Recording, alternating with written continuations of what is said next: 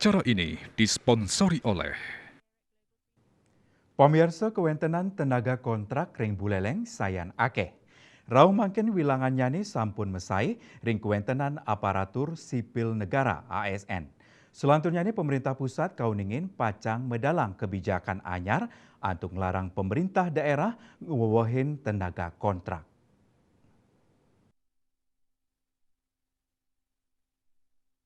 Penjabat PJ Bupati Buleleng ketut lihatnya ne mausang indike inucap ring rapat pembahasan perubahan kebijakan umum anggaran prioritas platform anggaran sementara APBD perubahan warsa kalih tali kalih ulikur kesarengin Badan Anggaran DPRD Buleleng.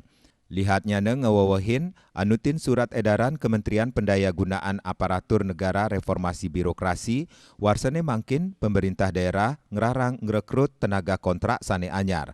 Sewaliknya ni, pemerintah daerah Kantun mewali nureksain indik kewentenan tenaga kontrak sane mangkin.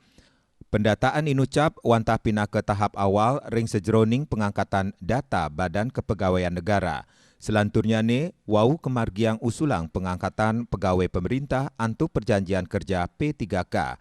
Ngawit saking formasi miwa seleksi dados P3K, kaptiang pendataan sida kepuputang. Tenaga kontrak sida nyarengin seleksi wantah pindah ke tenaga kontrak sane sampun ngeranjing pangkalan data. Mudiharta Bali Pos.